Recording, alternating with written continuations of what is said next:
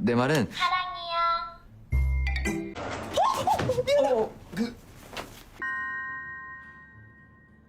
비켜주는 건 어때? 디자이너님이 껐다고요, 불. Halo guys, balik lagi ke channelnya Mimin. Gimana kabar teman-teman semua? Semoga baik-baik aja ya. Oke, di video kali ini mari kita lanjutkan review dari drama In Your Radiant Season yang makin seru tentunya. Gimana kelanjutannya? Ini dia reviewnya by Mimin. Setelah memeluk Song Haran secara tiba-tiba, Chan meminta maaf dan dia bilang dia itu refleks aja. Setelah itu mereka berdua pergi naik taksi untuk ngantar Haran pulang, tapi itu kondisinya kayak awkward banget, tapi sambil pegangan tangan ya kan. Setelah Haran sampai di rumahnya, Chan langsung menuju ke tempatnya Park Man-jae karena dia kan udah lama banget gak ketemu. Sesampainya Chan di rumahnya Park Man-jae itu kelihatan seneng banget, apalagi si Genius, karena kan Genius itu juga udah kangen banget sama Chan. Cuma pas Chan menghampirin Genius, dia tuh kelihatan banget ngambek sama Chan. Tapi pas Chan udah sampai ke kamarnya, tiba-tiba Genius datang dan dia pengen tidur malam itu bersama dengan Chan. Terus Chan cerita sama Genius karena dia itu pengen banget kalau Haran tuh harus bahagia, cuma ya agak terhalang sesuatu gitu karena ada hal yang dia sembunyikan dari Haran. 안녕하세요. Keesokan harinya mereka membuat pesta penyambutan kedatangan Chan kembali ke Korea dan juga kerjasama antara timnya Haran dan juga timnya Chan kembali di tempatnya Park Man-jae tentunya.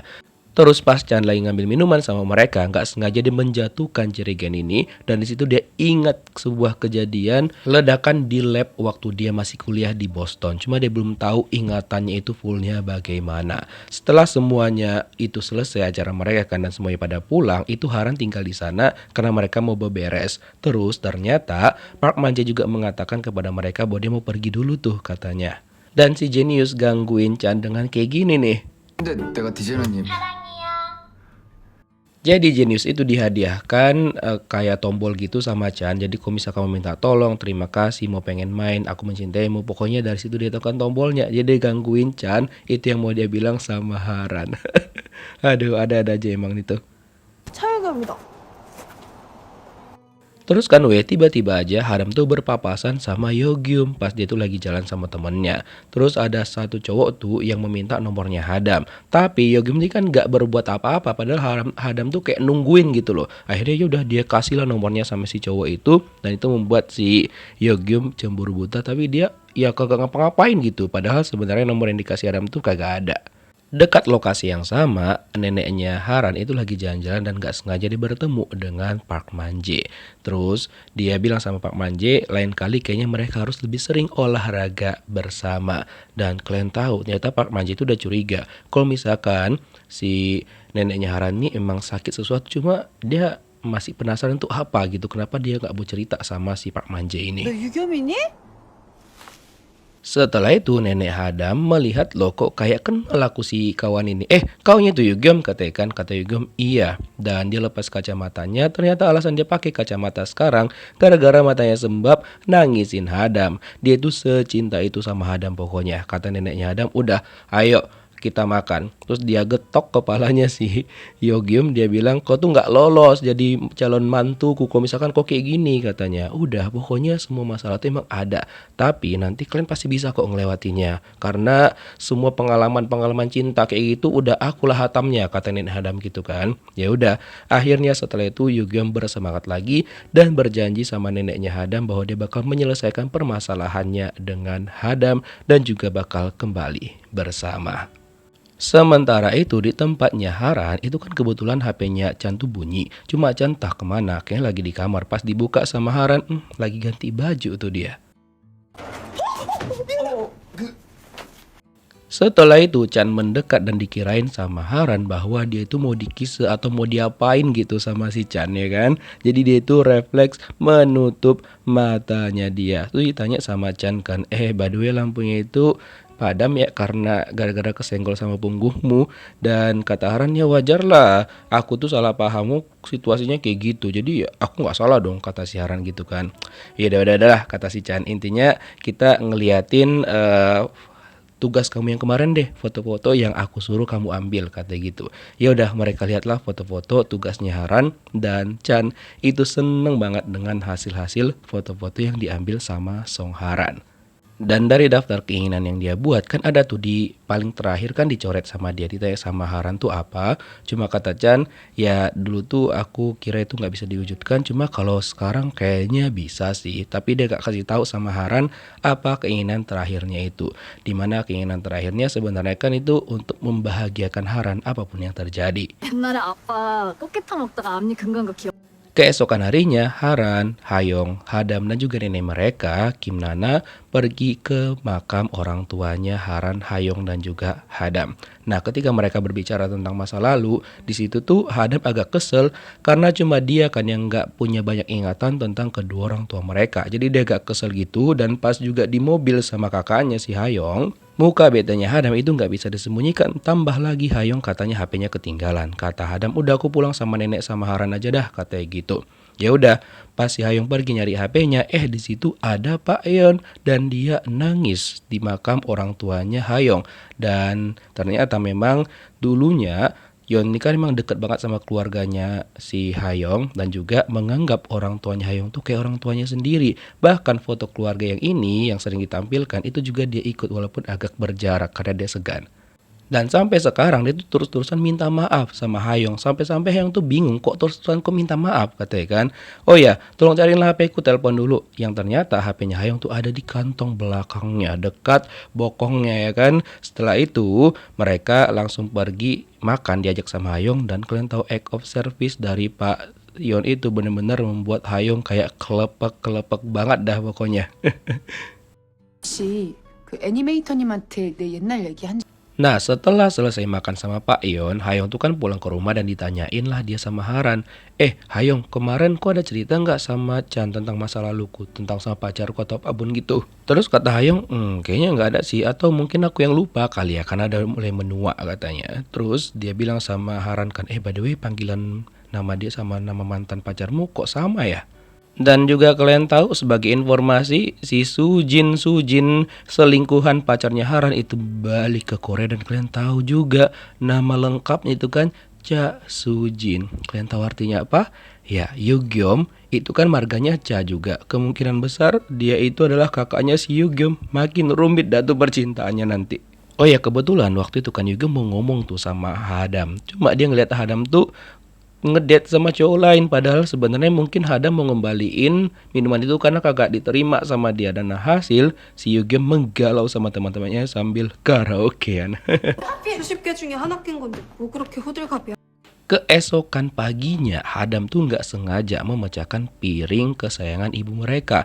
Nah, marahlah si Hayong sama dia, karena akhirnya mereka berdua itu berantem. Terus dibilang sama Hadam, ya kayak mana aku nggak tahu, kayak mana kenangan orang tua kita, cuma kalian dua aja yang tahu, dan setiap kalian cerita aku tuh paling nggak tahu dan juga cuma bisa diam aja. Akhirnya ditenangkanlah sama Haran. Setelah itu Hadam langsung pergi dari sana. Pas lagi ngeberesin pecahan-pecahan kaca, Hayong melihat kok ada bekas siaran warna merah nih, kayaknya tangannya si Hadam tuh terluka. Lalu dia hampirinlah Hadam dan juga dia obatin tangannya Hadam. Dan akhirnya mereka berdua langsung berbaikan. Dia juga cerita sama Hadam bahwa lain kali dia itu bakal menceritakan lebih banyak tentang orang tua mereka. Dan Hadam juga kan yang terluka tangan kanannya, katanya dia bisa kok tangan kiri, dan ternyata itu nurun dari ibu mereka.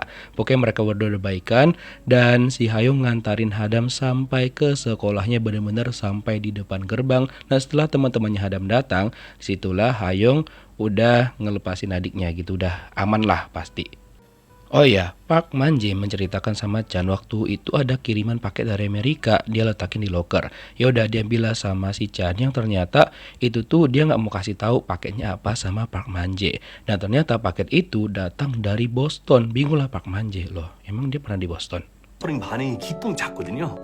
원 캐릭 Dan akhirnya kerjasama antara timnya Haran dan juga Sunwo Chan itu terjalin kembali, dan semua persiapan juga udah oke banget. Dan nenek Haran juga mengatakan kepada seluruh timnya bahwa ini tuh bisa dipercepat karena pokoknya harus berhasil lah. Nah, setelah itu dia mengajak Chan untuk makan bersama berdua doang, sambil cari tahu tentang keluarganya Chan. Dan dia cerita ibunya udah gak ada, ayahnya bekerja, cuma dia udah lama banget memutuskan hubungan sama ayahnya.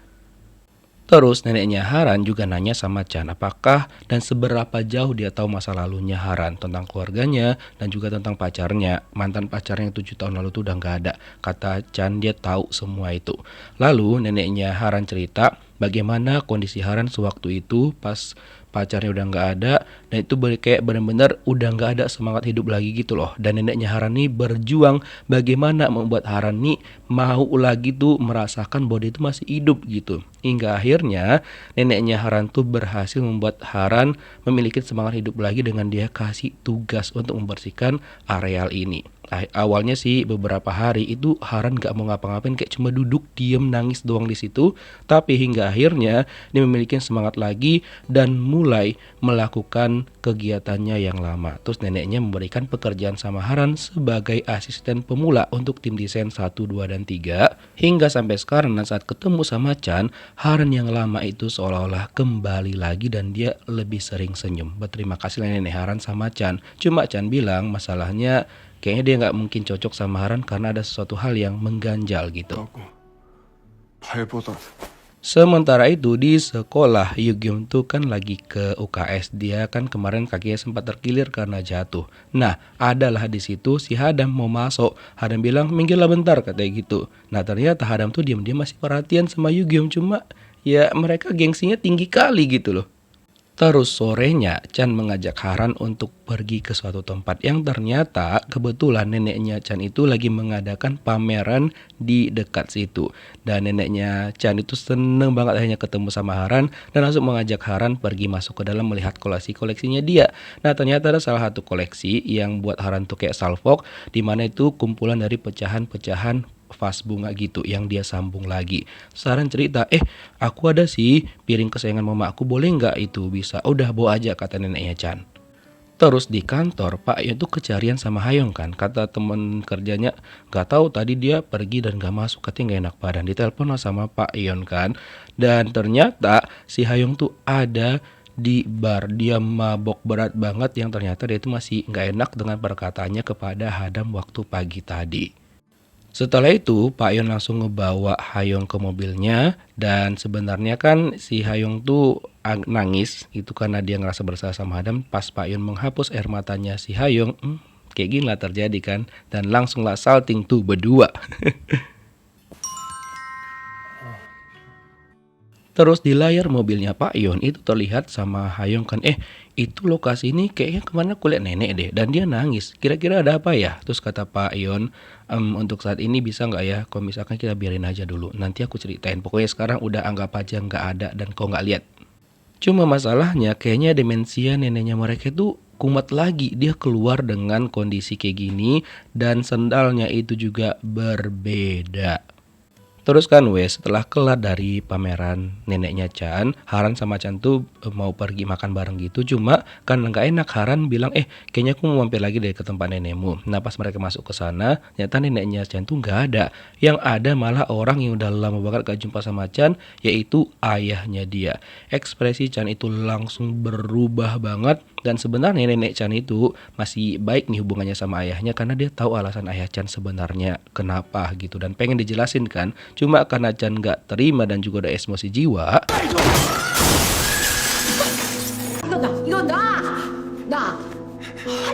Chan malah mendorong ayahnya dan merusak properti neneknya. Dan pecahan kacanya terkena sedikit ke wajahnya Haran. Dan setelah itu neneknya menyuruh Chan dan juga ayahnya Chan keluar dari sana karena mereka itu udah membuat keributan. Dan neneknya Chan itu minta maaf sama Haran dan juga membereskan luka di wajahnya Haran. Dan untuk Chan itu kata neneknya Chan, biarin aja dulu dia sendirian karena susah nanti dia itu kalau misalkan lagi kondisi gitu. Nah, terus neneknya Chan juga cerita sama Haran bagaimana hubungannya Chan sama ayahnya yang emang udah lama banget gak akrab. Setelah itu Haran ngecek pecahan-pecahan kaca itu dan menemukan profil ayahnya Chan dan juga jam tangan ayah Chan yang jatuh pada waktu Chan sama ayahnya lagi berantem. Oh iya, Pak Manje ternyata menemukan paket yang dikirimkan dari Amerika kepada Chan. Ternyata itu adalah pena yang dulu sering dipakai sama Haran. Nah, kebetulan Haran kan pergi ke situ juga tuh mencari Chan apakah udah pulang atau belum. Tapi ternyata dia belum balik sama sekali. Terus Pak Manje pergi membawa Jenius jalan-jalan sebentar dan Haran nungguin Chan sampai pulang. Nah nggak lama setelah itu Chan akhirnya datang dan Haran ngajak Chan itu untuk masuk ke dalam. Dan Chan bilang sama Haran kayaknya ini nggak ide yang bagus deh kalau misalkan kita makin dekat katanya. Terus kata Haran, nggak usah bilang kayak gitu. Dulu juga kau ingat nggak pas kita pertama kali jumpa? Aku juga dingin sama kamu itu kayak mustahil, tapi ujung-ujungnya bisa kan? Semua itu nggak ada yang mustahil kok katanya. Terus Haran juga ngebahas tentang jam tangan ayahnya Chan, di mana itu udah rusak, cuma dia tetap pakai gitu. Yang ternyata jam tangan itu dihadiahkan oleh Chan kepada ayahnya sewaktu kecil di waktu hari ayah. Yang sebenarnya ayah itu masih sayang banget sama Chan gitu, cuma ya caranya mungkin salah. Setelah itu Haran meluk Chan untuk menenangkan dia. Dan dibilang sama Haran bahwa dia berjanji sama Chan bakal terus baik sama dia. Kata Chan, jangan gitu, nanti aku bakal tambah cinta sama kau. Terus kata Haran, udah emang kenapa? Gak apa-apa kok katanya gitu. Aku gak bisa nanti nahan diri. Gak apa-apa kata Haran. Setelah itu Chan benar-benar gak nahan dirinya dan langsung kiss Haran. Dan Park Manje itu makin curiga nih. Kayaknya emang ada sesuatu sama Chan yang belum dia ceritakan sama mereka. Terutama tentang kehidupannya di Boston.